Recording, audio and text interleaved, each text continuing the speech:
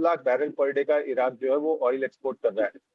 Turkey के साथ agreement एकदम फाइनल स्टेज पे है, और जैसे ही ये एग्रीमेंट फाइनल स्टेज पे पहुंचता है तो via Turkey pipeline 7.5 lakh barrel per day का जो ऑयल फ्लो है वो मार्केट में आ जाएगा। तो प्रोबेबली स्ट्रेट ऑफ हॉर्मुज को अगर आप देखें तो धीरे धीरे करके अगले साल 2 साल में साइडलाइन करने का प्लान चल रहा है। जापान का भी स्टेटमेंट आ गया है कि they are looking for the alternative routes, और उस पर उन्होंने काम भी चालू कर दिया है। तो प्रोबेबली यूएस क्या कर रहा है, यूएस जो उसका लीवरेज है ईरान का स्ट्रेट ऑफ हॉर्मुज को देखे उसको धीरे धीरे खत्म कर रहा है। और दूसरे साइड से देखें तो ऐसा लगता है कि यूएस की जो प्रमुख समस्या इन्फ्लेशन है उसकी हाथ की चाबी ईरान के हाथ लग गई है, और ईरान को ऐसा लगता है कि जितनी बार भी वो इस इशू को एस्केलेट करेगा तो यूएस जो है वो अपने बढ़ती हुई इन्फ्लेशन से परेशान होगा। तो ओवरऑल मुझे लगता है कि जो नवनीत भाई का व्यू है उसमें से थोड़ा $2-3 प्लस माइनस करके 72 और 82 के बीच में मुझे लगता है क्रूड ऑयल ट्रेड करेगा। कल क्रूड ऑयल ऑप्शंस की एक्सपायरी है, 81 82 के लेवल्स आते हैं तो लगभग 8,000 के आसपास का भाव बनेगा। उस समय एटीएम की पुट को बाय करें 50% के प्रीमियम का स्टॉप लॉस लगा के। मेरा मानना है कि वो पुट जो है वहां से फिर 4 से 5 गुना हो जानी चाहिए। तृप्ति जी। बिल्कुल ठीक। तो ये सलाह केरिया जी के काफ़ी सारे फंडामेंटल्स भी बताया और साथ ही उनका कहना है कि ऑल्टरनेटिव भी यहाँ पर जारी है, उसकी प्रोसेस चल रही है। तो अब देखना होगा कितनी डिपेंडेंसी आने वाले सालों में स्ट्रेट ऑफ हॉर्मोज पर बनी रहती है और किस तरह की स्थितियाँ अब आगे जो है सप्लाई के तौर पर देखने को मिलेगी, ये भी काफ़ी अहम होगा। आगे बढ़ेंगे, गोल्ड सिल्वर की बात करेंगे। और आज जो गोल्ड सिल्वर के प्राइजेस है यहाँ पर हम जो है गिरावट देख पा रहे हैं। अगर गोल्ड की बात करें 1,41,423 के करीब है, ½ % की गिरावट यहाँ पर देखी जा रही है। सिल्वर में भी करीब करीब ½ % की गिरावट, 2,22,098 के आसपास और 2,23,000 के आसपास ही इसके प्राइसेस बने हुए हैं। कॉमिक्स के अगर लेवल्स देखेंगे तो यहाँ पर चांदी करीब $58 के नजदीक है, हल्की गिरावट के साथ 4,032 पर। सोने के प्राइजेस से करीब करीब 1% की गिरावट है। गोल्ड सिल्वर के अगर आप ट्रिगर्स देखेंगे तो देखिए कल देर शाम अमेरिका का जो महंगाई आंकड़ा है वो आया और पहली बार 6 सालों में थोड़ा सा जो है सॉफ्ट डेटा आता हुआ हमें महंगाई के फ्रंट पर नजर आया। 6 सालों में घटी महंगाई फेड रिजर्व की तरफ से अब जो सख्त पॉलिसी का रुख था वो भी थोड़ा सा नरम होता हुआ दिख रहा है, उसके लिए चिंताएं घटी है। निवेशकों को निकट अवधि में दरों में बढ़ोतरी की उम्मीद भी इतनी ज्यादा नहीं रही और जियोपॉलिटिकल चिंताओं पर लगातार जो है नजर बरकरार है। अब ऐसे में क्या करना चाहिए, चलिए हमारे एक्सपर्ट से समझते हैं। नवनीत जी, आपसे सबसे पहले समझना चाहेंगे गोल्ड सिल्वर की चाल को अब कैसे देख रहे हैं आप, क्योंकि क्रूड पर तो डायरेक्ट इम्पैक्ट पड़ता है, स्ट्रेट ऑफ हॉर्मोज एक बड़ा कंसर्न होता है तो उससे सप्लाई बाधित हो जाती है, लेकिन अब गोल्ड सिल्वर के प्राइसेस किस और जाएंगे, क्योंकि यहाँ पर फेस्टिवल्स आएगा, वेडिंग सीजन आएगा, उन सब के बीच हम देख रहे हैं कि रुपये में भी थोड़ी सी कमजोरी देखने को मिल रही है, लेकिन डॉलर लगातार मजबूत बना हुआ है। आप ही बताइए क्या बड़े फंडामेंटल्स है जिन्हें रीड करके चलना चाहिए और आगे के लिए क्या टारगेट्स आप देख रहे हैं?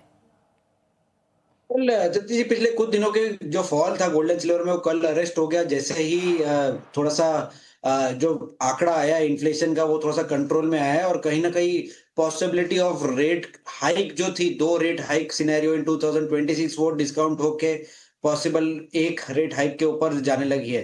तो जैसे मैं ये इनके ट्रूथ को नहीं ज्यादा रीड कर पा रहा हूँ और नहीं समझ पा रहा हूँ कि ये कितने दिन चलेगा, उसी तरह से यूएस के आंकड़े भी मेरे दिमाग में बहुत ज्यादा सेट नहीं हो पा रहे, बिकॉज इतने मैसिव जॉब लॉस जो हमने 5-6 महीने में देखे उसके बावजूद नॉन फार्म पेरोल डेटा बहुत ही अच्छा आया है फॉर यूएस इकोनॉमी।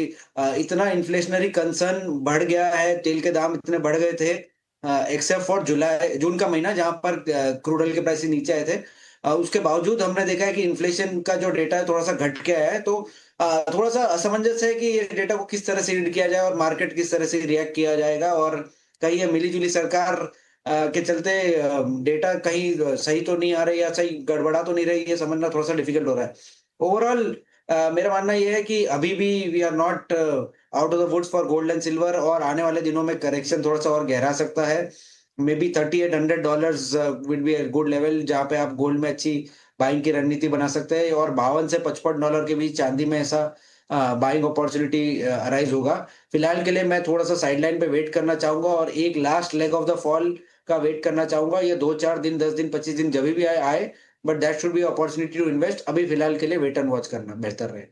राइट, तो फिलहाल के लिए वेट एंड वॉच की स्ट्रैटेजी 3800 का एक अहम लेवल है। अगर वहां तक आता है तो आप वहां पर खरीदारी भी कर सकते हैं, ये सलाह दी हुई। सोमानी जी, आप कैसे देख रहे हैं ये यूएस का जो इन्फ्लेशन डेटा आया, क्या आपको भी लग रहा है कि कुछ थोड़ी सी गड़बड़ है? क्योंकि जब जॉब डेटा देखा था हमने जॉल्ट्स का, वहां पर भी जो है डेटा के पीछे की कहानी कुछ और ही निकली थी कि लोगों ने जॉब सर्च करना ही छोड़ दिया, जिसकी वजह से हमने जो डेटा देखा था वो पूरी तरह से अलग आता हुआ नजर आया था। इसके पीछे क्या लग रहा है? क्योंकि इन्फ्लेशन का एक कंसर्न तो लगातार बना हुआ है और महंगाई तो बढ़ी ही है यूएस में। बिल्कुल बात आपकी सही है, बट सबसे विश्व की सबसे बड़ी इकोनॉमी है, जो वो डेटा दे रहे हैं हमें उन्हें मान्य करना होगा और उसी के हिसाब से मार्केट रिएक्ट भी किया है। 1,40,000 के लेवल से गोल्ड ने बड़ा शार्प रिबाउंड लेके 1,43,000 के आसपास आया है। वहीं सिल्वर ने 2,18,000 के लेवल से 2,25,000 के लेवल ऊपर 7,000 का मूव लिया है इन्फ्लेशन डेटा के बाद में। अब कुछ जो चीजें यहाँ पर बहुत ज्यादा देखने वाली बात है कि जैसे पहले कहा था मैंने कि इन्फ्लेशन जो है ये ईज आउट होगा और साथ ही साथ जो ब्याज दरें बढ़ने की संभावना है वो निरंतर घटती जाएगी। तो जुलाई में जो संभावना मात्र 12% रहेगी, जो निग्लिजिबल है, और सितंबर की जो संभावना पहले 74% बताई जा रही थी वो घट के 50% के आसपास आ चुकी है। साथ साथ हमारे यहाँ जो फिजिकल डिमांड ऑलमोस्ट खत्म हो चुकी थी मोदी जी के संभाषण के बाद में, अब वो पूरी की पूरी जो डिमांड है वो ईटीएफ के मात्रा में इंडिया में भारी निवेश देखा जा रहा है। मतलब अगर आप जून के आंकड़े देखते हो तो वो मई के मुकाबले बहुत ज्यादा एग्रेसिव है। सिल्वर में करीबन 6 गुना ईटीएफ में निवेश बढ़ा है, वहीं गोल्ड में करीबन आई थिंक 34,000 करोड़ का निवेश उसमें आया है। तो ओवरऑल अगर आप 1 जनवरी से जून के एंड तक देखते हो तो काफी ज्यादा अच्छा डिमांड ईटीएफ के माध्यम से गोल्ड और सिल्वर में आता हुआ दिखा है और वही प्राइसेस में रिफ्लेक्ट आने वाले समय में आपको देखने मिल सकता है। इंडियन एमसेक्स मार्केट की बात करूं तो 1,40,000 1,40,500 के आसपास बेस बना हुआ नजर आता है और 1,45 के ऊपर मुझे लगता है यहाँ पर थोड़ी सी बिकवाली निकल कर आ सकती है। इंट्राडे के लिहाज से अगर कोई देखा जाए तो आई थिंक 1,41,250 के अराउंड कहीं पर भी आप बाय बन सकता है। 1,42,500 के आसपास, 1,42,500 के आसपास बाय बनेगा। 1,43 के अपसाइड टारगेट आपको देखने मिलेंगे। I am sorry once again, 1,41,250 के आसपास बाय करे। 1,40,700 जो कल का बिलो है और आज का बिलो है उसका स्टॉप लॉस मेंटेन करके 1,42,500 के अपसाइड टारगेट आपको देखने मिल सकते हैं। वहीं अगर सिल्वर की मैं बात करूं तो आई थिंक 2,21,500 के आसपास बाई बनती है। 2,18,000 का स्टॉप लॉस लगाए, 2,27,000 का अपसाइड टारगेट आपको देखने मिल सकता है। बिल्कुल ठीक, तो ये रणनीति गोल्ड एंड सिल्वर में सोमानी जी की तरफ से आती हुई 1,41,250 के लेवल पे खरीदारी की सलाह है। टारगेट 1,42,500 का, स्टॉप लॉस जो रहेगा 1,40,700 का आपको लगाकर चलना है। सिल्वर के लिए जो स्ट्रैटेजी है वो भी हमारी स्क्रीन पर फ्लैश हो रही है, तो आप स्टॉप लॉस का खास तौर पर ध्यान रखकर अपनी रणनीति यहाँ पर बना सकते हैं। केडियर जी, आप कैसे देख रहे हैं अब गोल्ड सिल्वर की चाल को? क्या अब मार्केट में जो है कस्टमर्स का रुझान बढ़ता हुआ दिख रहा है? क्योंकि देखिए रुपए में कमजोरी है तो उसका कहीं ना कहीं सपोर्ट घरेलू बाजार में जरूर मिलता है।